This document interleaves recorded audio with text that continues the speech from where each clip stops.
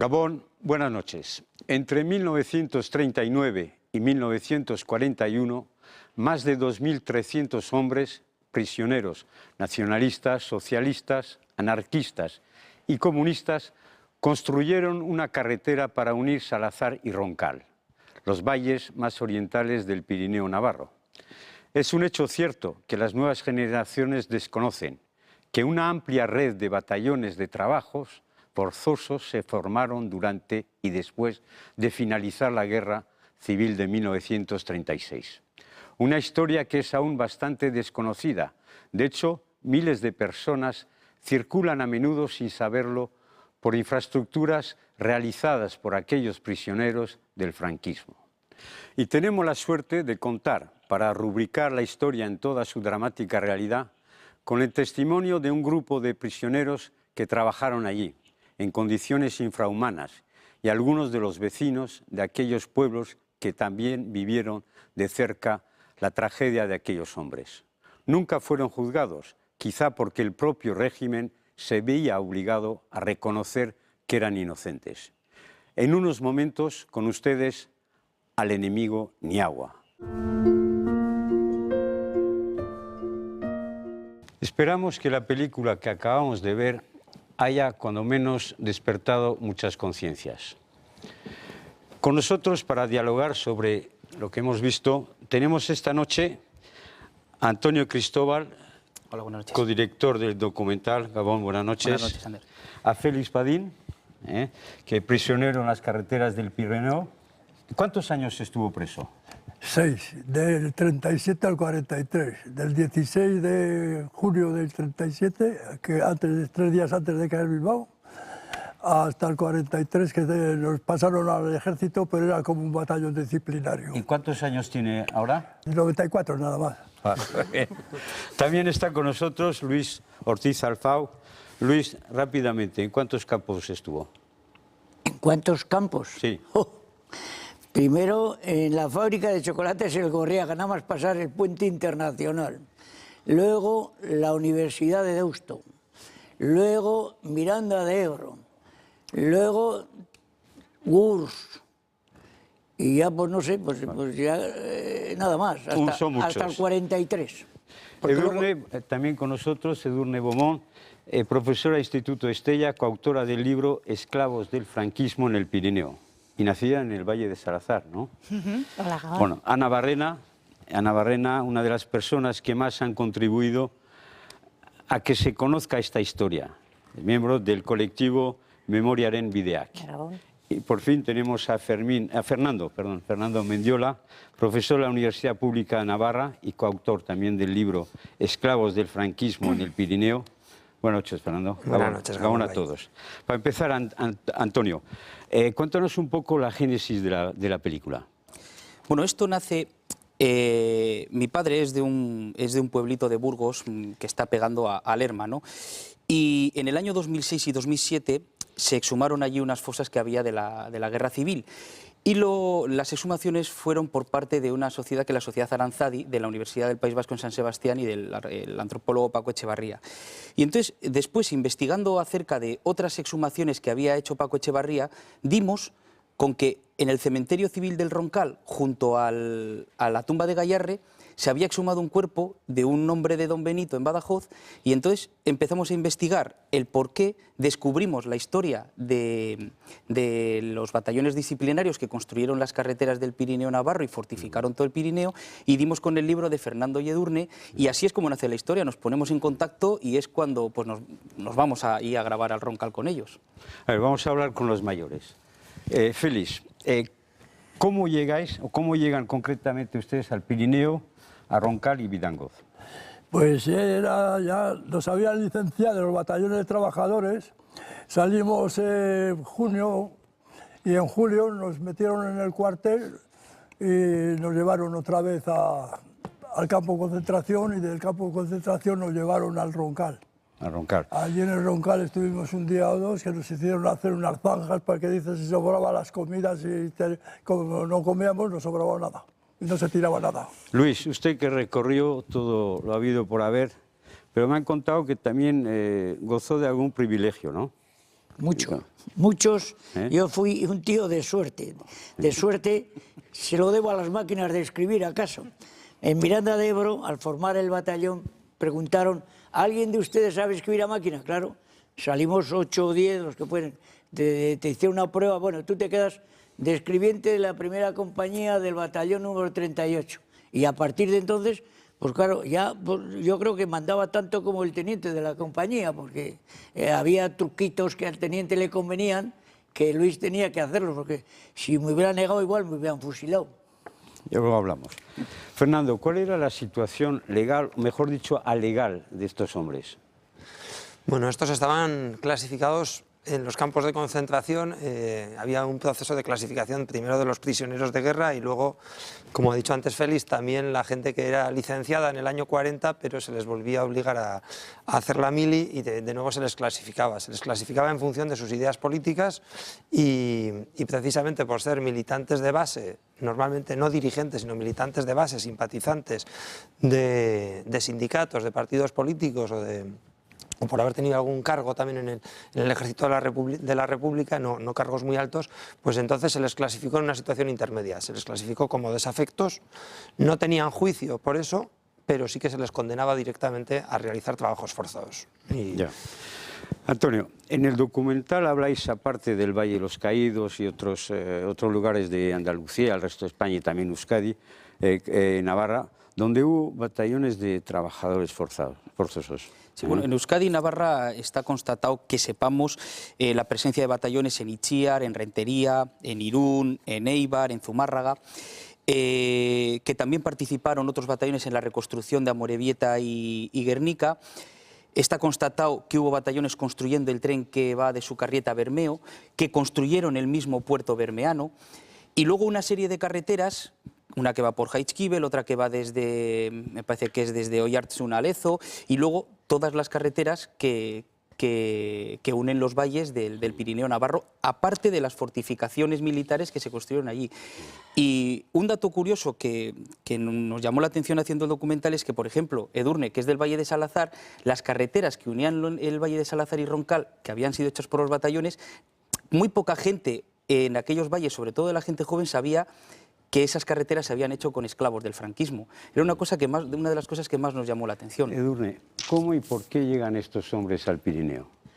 Bueno, pues como ya ha dicho Fernán, pues todos estos prisioneros salen de los campos de concentración, unos salen de Andalucía, otros pues de Miranda de Ebro, como Félix y Luis, y bueno, pues se les lleva al Pirineo porque hay un plan de fortificación que bueno, se pone en marcha antes del 39, pero que sobre todo, o sea, se pone en marcha o se piensa, se planifica antes de 1939, pero que sobre todo se va a poner en marcha en el 39, pues sobre todo porque ya es inminente la llegada de la Segunda Guerra Mundial. Bueno, también está todo el tema de la posible entrada de los maquis y bueno, pues todos estos prisioneros van allá a fortificar la frontera, el Pirineo. Ana, y en estos pueblos que estuvieron muchos al margen de la guerra, pues no votar, ¿cómo se vivió la llegada de estos hombres? Hombre, pues la llegada en un principio era esperada con miedo y con, en cierto modo, expectación, ¿no?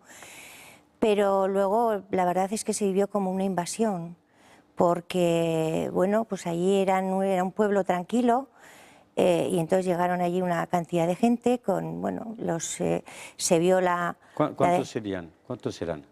Bueno, pues en el primer batallón que llegó, no sé cuántas personas. El batallón nuestro, llegarían. el 38, éramos aproximadamente unos 500 hombres. 3 compañías, cada compañía era pues, de unos 160, alrededor de 500 hombres. Claro, pero 500 hombres que llegaban a unos pueblos, ¿de qué población? En los 3 pueblos, en Vidangoz había una compañía, 160 hombres aproximadamente. En Igal había otros 100 y pico y en Roncal estarían otros 100 y pico.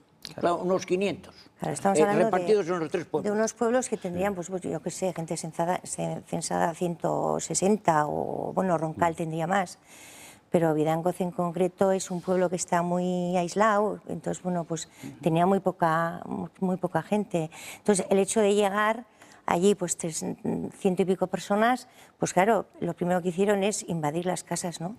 O sea, pues los militares y sus ayudantes pues eran ocupar las casas. Luego, aparte de lo que ellos destacan es la prepotencia, ¿no? que utilizaban para entrar ahí, ¿no? Sí. Claro. Y entonces, bueno, luego, claro, al principio también yo creo que fue un poco, o sea, esto igual la palabra es un poco desencanto, ¿no? Porque llegaron y vieron que no tenían rabo, ni tenían cuernos, ¿no?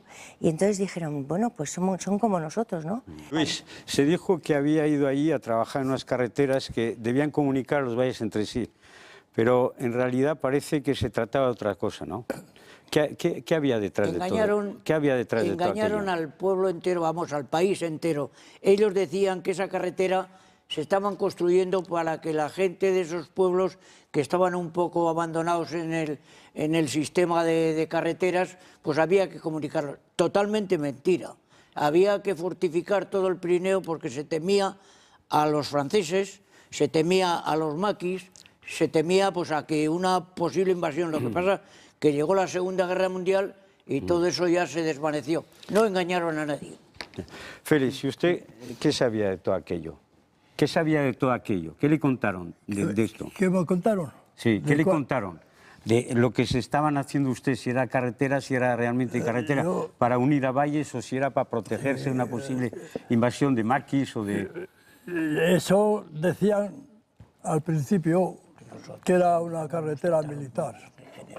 Y ya la última vez que he estado han dicho que entonces estaba en dudas la carretera, pero que dice que se han hecho dueños los militares de ella. Ya. Fernando de Durnes, ¿se trató en verdad de una obra defensiva y por qué? Bueno, sí, es un poco lo que estamos hablando. Sí que la carretera esta, con el resto de carreteras que hay en el Pirineo Navarro, pues la de Gozkue a Irurita, a Iragui, perdón, de Irurita a Eugi, la de Oyarzun a Lesaca, todas esas tienen una función militar. O sea, es verdad que a ellos se les lleva porque les quieren castigar, pero la verdad es que les llevan ahí, es por eso, porque hay un plan defensivo, el ejército ve una necesidad de fortificar la frontera. Estamos hablando del 39, es decir, sí, ya al final de la guerra. Pero piensa que los años anteriores al 39, la idea no es del 39, sino que ya antes había planes en el ejército de fortificar la frontera, pues porque esos años son muy convulsos y la Segunda Guerra Mundial, bueno, pues está ya muy latente. Sí, empieza en el septiembre, evidentemente. Eso es. ¿no? Y de hecho se mandan prisioneros a todo el Pirineo, desde el Roncal hasta Guipúzcoa, pero es que luego también se mandan prisioneros a la zona de Canfranc, a Ñisclo, y se mandan prisioneros a Cataluña. Sí. O sea que... Luis, fue el 25 de julio del 39 cuando llegan, ¿no? A Roncal, cuando llega el primer batallón, lo hemos dicho antes. Vosotros, Félix, Luis, un poco más tarde, en 40, llegáis vosotros. ¿Cómo os instaláis? Es decir, ¿cómo os instaláis? Ana nos ha hablado de cómo recibe la gente o cómo... Yo puedo hablar de Vidango. A nosotros nos llevaron en tren desde Miranda de Ebro hasta Sangüesa. Y de Sangüesa subimos andando hasta Vidango. No sé si fue un día o 2 días andando por la carretera. Aquello sería un espectáculo. Hoy en día, pues no... entonces no había televisión, pero hubiera sido horroroso. Todo el mundo, pues eso, de mala manera, porque yo recuerdo que primero estuve en Rentería, en Oyarzun, en Guruche, pero luego de ahí fuimos al Roncal. Y ya te digo, en tren fuimos hasta Sangüesa. El pueblo... Al principio nos recibió pues con cierto temor, claro, un pueblo tan pequeño. Yo puedo hablar solo de Vidangoz. Yo iba de Vidangoz al Roncal a recoger el dinero porque allí estaba el comandante del batallón y a llevar los partes de ropas, de botas, de camisas, lo que nos daban. Pero en Vidangoz, en general, la gente se portó muy bien. Luis, ¿cómo se instalan? Es decir, ¿en barracones? Sí, yo tuve la gran suerte que los oficiales... En el reportaje sale una callecita que está muy cerca del frontón. Allí hay una casita donde los oficiales de la compañía estaban abajo. Yo estaba en el primer piso, que era el único que había, tenía 2 habitaciones, en una dormía yo y en otra guardábamos los alimentos. Y en general, pues yo no estaba con la tropa estaba en las afueras del pueblo, en unas barracones, cuadras, no sé lo que era aquello. Relativamente muy mal alojados, tremendamente mal, con un escolta siempre en la puerta. Los escoltas eran gallegos, eran muy malos, siempre, casi siempre, amenazaban al personal de mala manera. En fin, ¿puedo seguir? Había 2 sargentos. Uno, el sargento Reyes, que era andaluz, ese era el famoso del vaso de al enemigo ni agua. Eso lo vi yo. Fue en Vidangoz. La tropa, cuando venía del trabajo, tenía que atravesar el pueblo para llegar al barracón donde dormían. Pues si quiere, Luis, luego hablamos del hambre. Vale. Ahora, Félix, ¿usted qué recuerda? De los barracones, de la instalación, yo de recuerdo la llegada. Es que cuando llegamos, pero primero estuvimos del Roncal, que estaba allí donde está lo de Gallarre. Allí estuvimos 4 o 5 días, y de allí nos llevaron a Vilango. Y no estuvimos en el pueblo, estábamos en las afueras, en unas campas, arriba. Allí estaban las cocinas y todo. Y cuando llegamos a lo del Roncal, nos dieron una tienda de campaña que no llegaba de aquí a aquí, no nos tapaba, que dice que era de los italianos. Con eso nos dieron para dormir. Con eso dormíamos en el monte, en la campa esa que estamos. Ahí. Y ahí, cuando salíamos a trabajar, desde la carretera mirábamos a ver si salía humo. Y si no salía humo, es que había medio plátano y medio chusco, no había más. Y 8 o 10 horas de trabajo, porque recuerdo que al principio nos ponían un montón de piedra y con unos porrillos había que romperla y la ibas estrellando. Como lo hacíamos pronto y nos bajaban, pues nos pusieron 2. Y últimamente ya nos pusieron 3 y te daban allí las 8 o las 9 de la noche. Y recuerdo que una vez el cartero que teníamos, que era un cabo, que nos robaban los giros y los paquetes de comida cuando llegaban, pues un día faltó una oveja allí, eso estando en el campo, faltó una oveja. Y claro, nos formaron a la compañía allí y pasó el pastor y no éramos ninguno. Y el cabo ese salió con un pañuelo así envuelto, como diciendo que le dolían las muelas, y en cuanto le vio el pastor le dijo, ese ha sido, pero no le hicieron nada. Y a nosotros nos traían desde las 8 de la mañana igual hasta las 10 o las 12 de la noche trabajando allí. Edurne, pero además también eran prisioneros, ¿no? Eran los llamados rojos, ¿eh? Es decir, cuando menos sospechosos, ¿no? Sí. Entonces, ¿cómo veía la gente? Evidentemente eran rojos, se les llamaba así, ¿no? Sí, sí, sí. Bueno, pues sí, porque claro, tú imagínate, es un poco lo que comentaba Ana, ¿no? Que llegan de repente un montón de prisioneros a unos pueblos de la montaña de Navarra, unos pueblos que eran muy conservadores. En todas las elecciones durante la República, en casi todos los pueblos ganaba la derecha. No había habido conflictividad, con el golpe del 36 no había habido una represión, eran unos pueblos súper conservadores. Y que tampoco habían vivido directamente la guerra. Tampoco habían vivido la guerra, aunque sí ¿sí? le había tocado a algunos jóvenes ir y bueno, y también había muertos, ¿no?, en el frente. Entonces, pues sí, pues la verdad es que se miraba a la gente en un principio con recelo. Y esa frase que decía antes Ana, nos la contó algún prisionero, que era una de las cosas que más les había impactado cuando habían llegado a alguno de estos pueblos, el oír a los niños, por ejemplo, decir esto, pero ¿no decíais que tenían rabos y cuernos? Y bueno, pues la población se encontró con que no tenían rabos ni cuernos, que eran gente normal, que sufría y que bueno, pues... Eso nos contó un vecino de Igal. Ajá. Sí. Es decir que, Ana, costó de todas formas que la primera relación fue, hombre, unos de sorprendidos, de miedo, de sobre todo desconfianza, ¿no?, entre nosotros. ¿Cuánto empezó el deshielo, si queremos decir, en la relación, poco a poco? Hombre, pues yo creo que al principio, aparte de que fue duro por lo que hemos comentado, pues se creaban muchos problemas. Los militares y sus ayudantes pues creaban muchos problemas, agarraban borracheras, había muchos follones en el pueblo. Y luego una cosa muy importante fue que se hizo una tala de árboles, que bueno, yo no sé la cantidad, pero fue un impacto medioambiental para el Valle Salazar y Roncal muy fuerte. Entonces estos no tenían ningún problema en hacer cualquier barbaridad, tenían una impunidad total. Y los militares. Los militares, claro, lógicamente. Y luego cuando decían que echaban, porque eran roble, ¿no? La echaban para hacer fuego verde. Y encima, como no ardía, pues le echaban aceite. O sea, el aceite que ellos no tenían para comer, entonces eran capaces de desperdiciarlo allá. Pero ¿cuándo se dieron de cuenta? Pues cuando llevaron un tiempo, pues se dieron de cuenta de que esta gente pues realmente no había hecho nada y lo que estaban padeciendo no era justo. Y entonces pues se dedicaron, muchos de ellos, y de hecho tienen muy buenos recuerdos, ellos concretamente de Vidango, a ayudarles, a darles pan a escondidas, a dejarles en las cunetas comida. Y Fernando, ¿cuántos hombres? Yo me casé allí. ¿Se casó usted allí? Yo me casé allí. Cuéntenos. Cuéntenos. Yo me casé allí porque, en fin, la madre de mi novia entonces, pues murió. Entonces el padre pues trajo a casa a cierta persona y claro, echó a los hijos de casa. Entonces mi mujer pues no tenía dónde ir, se quedó sin casa. Entonces se metió en casa de mis padres, pero claro, la casa de mis padres era muy pequeña.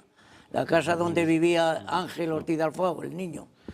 Fernando, ¿cuántos hombres eran? Es decir, ¿cuántos presos trabajaron allí en esta carretera y durante cuánto tiempo, ¿no? Bueno, en esta carretera trabajaron algo más de 2.300, tenemos contabilizados 2.350, pero bueno, en principio unos 2.300 y pico prisioneros que trabajaron entre 1939, entre mediados de 1939 y mediados de 1941, perdón. Hubo relevos. Entonces hubo 4 batallones ahí. Hubo 2 batallones de los que eran los primeros batallones, lo que se llamaban los batallones de trabajadores, que estuvieron desde 1939 hasta la primavera del 40, y luego ya en julio del 40, una vez que se habían disuelto esos batallones de trabajadores, llegan los nuevos batallones disciplinarios, y ahí es cuando llegan Félix y Luis, que llegaron en el 38, y a la par que ellos... llegan de campos prácticamente de concentración. Llegan de campos de concentración, sí. Algunos de ellos habían pasado por casa, les habían liberado en la primavera del 40, pero luego otra vez les vuelven a mandar. Y en ese momento, en el 40, llegan sobre todo pues el batallón 38, que está compuesto sobre todo por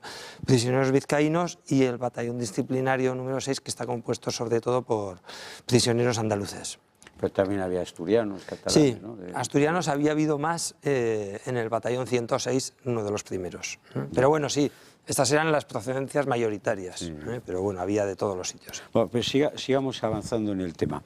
Antonio, cuando realizaste el documental, ¿qué sensación os dieron los protagonistas de aquella historia, ¿no? De que prisioneros, vecinos, en fin... Hombre, en general... Había memoria en sí, el pueblo. Es que en general... La gente es ya muy mayor, sí. La gente que vivió esto en primera persona es ya muy mayor. Pero, sí, pero todavía hay bastante. Pero ¿no? lo increíble es que, aun con la edad que tienen unos recuerdos con una meridiana claridad y una sinceridad absoluta. Una de las cosas que quizá más nos sorprendió también en los relatos es que tanto lo que nos contaban los prisioneros como lo que nos contaban los vecinos era igual. Es decir, no nos contaban los vecinos una historia distinta a la de los... No, era exactamente lo mismo. Y con la dureza con la que lo cuentan en primera persona los prisioneros, yo creo que cabe más destacar la ternura con la que lo cuentan los vecinos. Cuando les ayudaban, lo mal que lo pasaban, cómo les robaban, todas las tropelías que cometían con ellos los militares. Me pareció de una ternura extraordinaria. Pero creo que en general los vecinos de todos los pueblos de los valles de Salazar y Roncal fueron buena gente que intentaron ayudar a los prisioneros lo que pudieron o lo que les dejaron, y que surgió ahí una confraternización que yo creo que hoy todavía dura, porque la gente cuando nos contaba que si les llevaba un vasito de leche, que si... De verdad, insisto, es que era con una ternura infinita. Y creo que es, sobre todo, por parte de los que estuvieron prisioneros, un dato importante que probablemente de entre todo lo mal que lo pasaron, las horas de trabajo, el exceso de... lo peor fue el hambre que pasaron. El hambre y en eso coinciden todos. Ahí sí que no hay fisuras.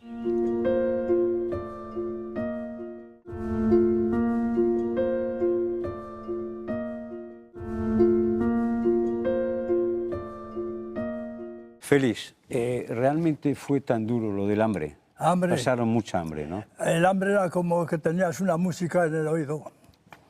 Nos pegábamos allí en Vidango, nos pegábamos cuando había que repartir el pan. Había un pan así, había que repartirle para dos, nos pegábamos porque había el más grande, el más pequeño.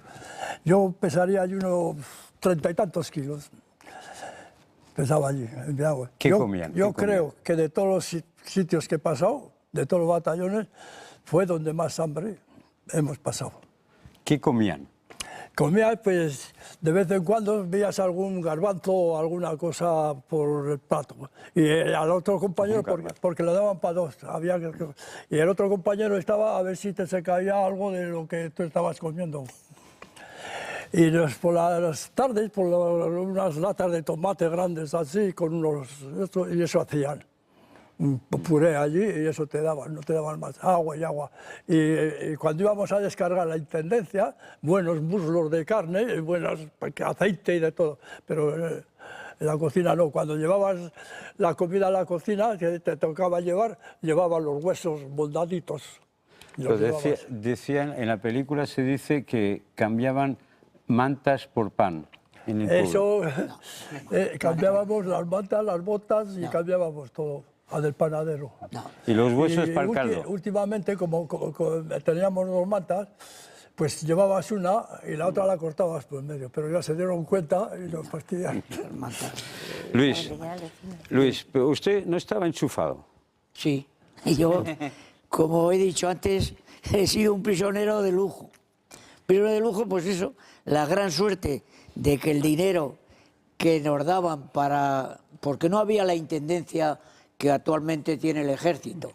Le traerían el pan, pero luego había que el cabo Furriel tenía que salir por donde fue Sangüesa, ellos iban a Sangüesa, y ahí compraban la carne, compraban pues el pescado, lo que sea, y yo le tenía que dar. El oficial de la compañía era un hombre que solo pensaba en juergas.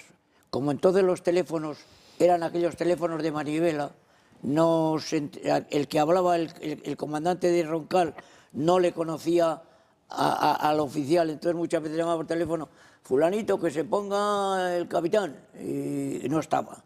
Y entonces yo actuaba de capitán. A sus órdenes, mi comandante, dígame usted, no, a sus órdenes, tal. Porque el comandante estaba en Pamplona. Bueno, total, que el dinero que se nos daba para el mes de los 100 y pico hombres, este señor, por decir algo, me lo daba a mí. Me decía, Luis, tú guardas el dinero porque en mis manos no va a durar nada. Me lo decía o pretendía yo que me dijera eso. Entonces yo le daba todos los días o cada 2 días cuando iba al Furriel a comprar y claro, tenía que hacer el parte diariamente de lo que se gastaba. Entonces el parte de las comidas, pues 10 kilos de carne a 2 pesetas, pues 20 pesetas, era mentira. Eran 4 kilos, 5 kilos. Había que mentir. Había sisas. Había que mentir todos los días porque a mí decía Luis, a mí a fin de mes que me quede tanto, claro. Ya no puedo decir si eran 1000 duros o 1000 pesetas, pero yo... Eran las sisas del cabo Furriel. Chichas, claro. Yo eso comprendía que era un atropello, pero yo también era un preso más.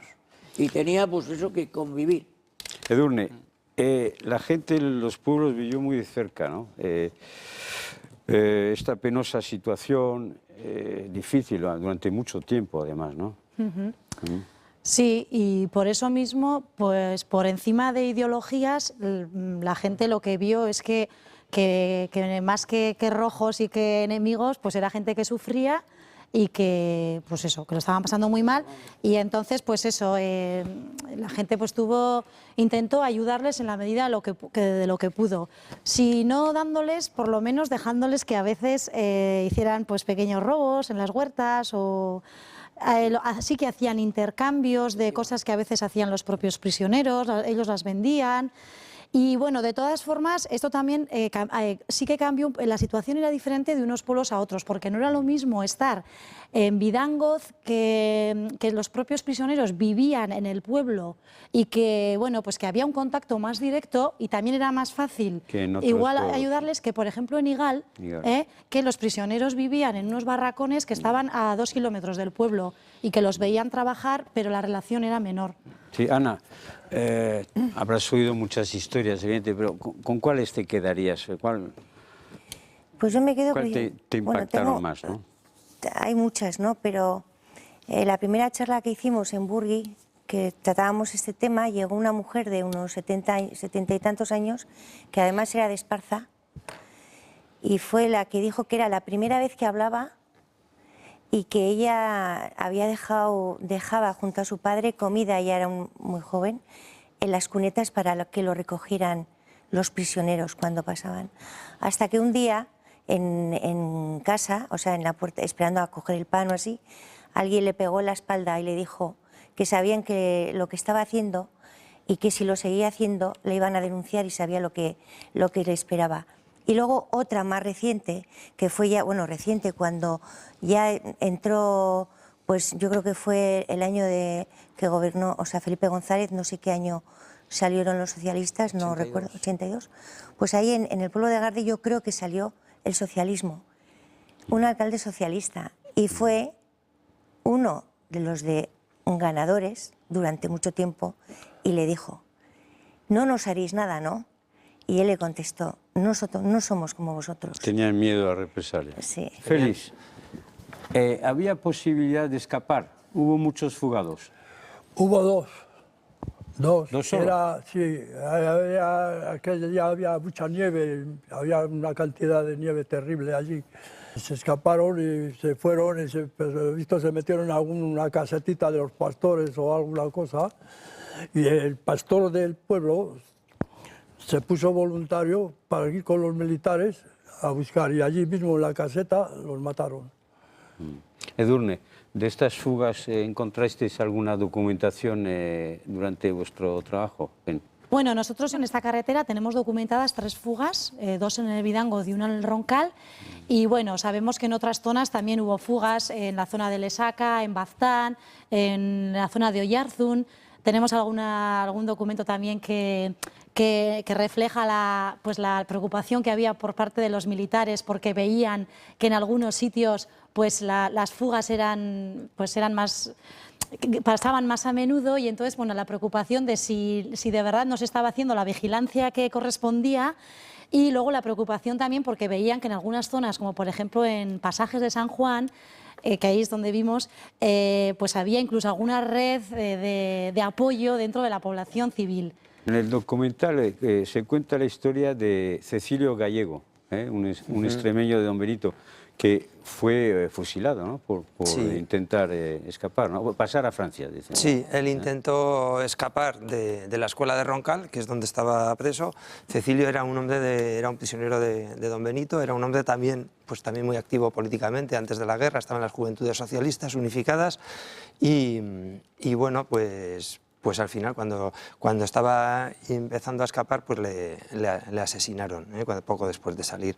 Y bueno, pues es otra de las historias. Además, precisamente ahora, sobre Cecilio Gallego se va a estrenar Eguzki Bideoak, el colectivo Eguzki Bideoak va a presentar públicamente un documental que, bueno, dentro de 2 semanas, y que también lo presentaremos en Extremadura. Y bueno, y al final es un poco la ley que había. ¿Recuerda aquello? ¿Aquello? Sí. Bueno, os voy a contar. Hubo 2 fugas en Vidangos, claro. A mí me tocó hacer algunos papeles, algunas partes, no recuerdo, porque claro, han pasado 70 años. Yo era el escribiente de la compañía y claro, tenía que facilitar toda la información que fuera necesaria por escrito. Se fugaron 2, pero los cogieron en el camino, en el bosque, donde sea, y nunca más se supo. Y también puedo deciros una cosa muy importante. ¿Desaparecieron? Yo no se supo más de ellos, claro. Tampoco nos daban información. Lo que sí puedo deciros es que los presos intentaban por todos los medios ellos mismos darse un martillazo o darse con una piedra, con un pico, porque la solución de muchísima gente fue bajar a Pamplona. De mi compañía, que éramos 100 y pico, pues bajarían 30 o 35. Esos jamás volvían. Pero a Pamplona, al hospital. Al hospital de Pamplona.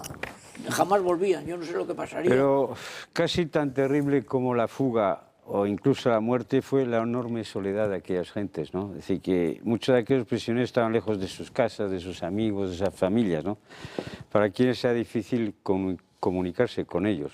Y más difícil todavía, y casi imposible, ¿no?, ir a visitarlos, Edurne.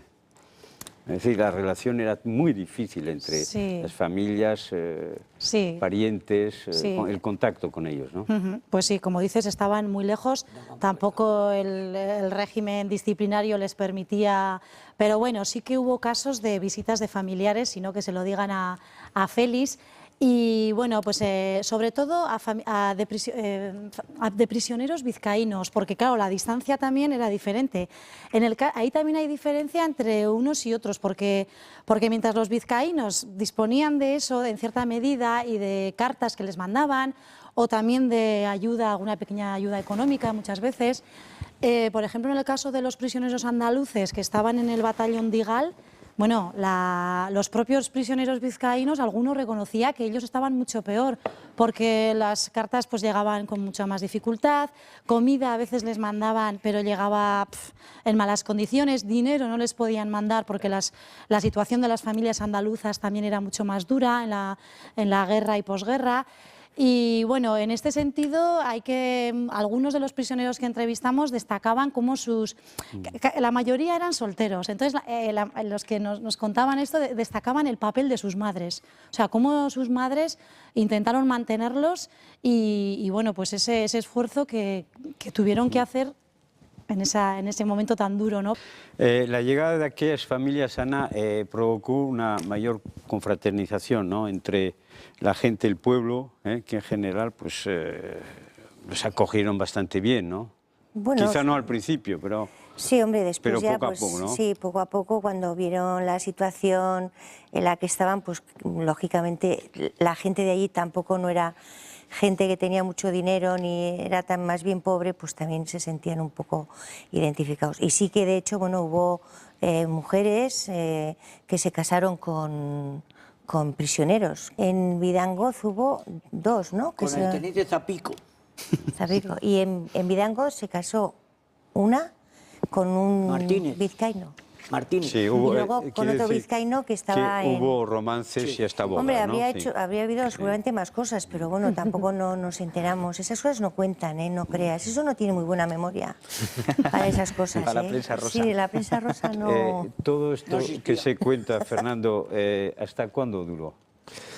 Bueno, pues en el caso del Valle del Roncal, hasta el año del Roncal y Salazar hasta el año 41, pero luego trabajos forzados pues ha seguido habiendo en España durante bastante más tiempo, hasta finales de los 50, duran las últimas colonias penitenciarias militarizadas, y luego de todos modos los presos han seguido trabajando en las cárceles con el sistema de redención de penas hasta el tardofranquismo y la transición también, ya no de manera forzada, pero sí con unos convenios que les permitían a las empresas pues sacar provecho de unas condiciones laborales pues mucho peores.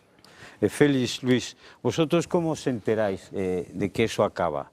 ¿Cuándo os comunican que estáis ya, que sois libres? ¿Os acordáis? No terminamos libres nunca, porque es curioso. Bueno, el régimen evidentemente no. Que en Vidangoz me dijeron que tenía que ir al Ferrol del caudillo entonces a hacer la mili.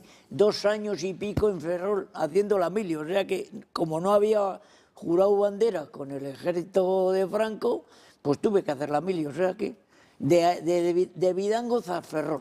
Lo que es sorprendente es que los dos seguís en activo, ¿no? Usted, Luis, colaborando aquí con el Banco de Alimentos de Bilbao. Llevo 15 años de voluntario. Soy el voluntario de más edad en activo de los 1.500 bancos de alimentos de la Comunidad Económica Europea, el voluntario en activo de más edad. Y usted, Félix, colaborando con la CNT de Miranda, de Ebro, ¿no? Sí, Dicen que participó en la celebración del centenario de la CNT, ¿no? sí, En Córdoba, ahora. Está en Córdoba. Y al último iba a hablar yo, como era el mayor que estaba allí, iba a hablar algo recordándoles. Y como se atrasó mucho aquello, habló el que cogía la Secretaría General ahora del Comité Nacional, y yo no pude hablar, pero ya tenía para hablar allí. Y había mucho joven. Allí había muchos jóvenes, sí. Lo que pasa es que no son como los de antes, jóvenes como los de antes. Antes éramos Menos guerreros. más idealistas, más... Menos guerreros. Y dormíamos con la CNT. Otro tema, ¿no? Como en otras partes del país hay un movimiento ciudadano, en este caso Memoria en Vida, que un día decidiese contar lo sucedido. Es decir, ¿cómo se os ocurre la idea? Es decir, Pues surge la idea desde la charla que dio Fernán y Edurne en Burgui a raíz pues para dar a conocer el tema de las carreteras. Allí nos dimos de cuenta de que era un tema que no se conocía absolutamente nada, no solamente allí, sino en Navarra. ¿Cuándo fue, perdón? En el 2004. 2004.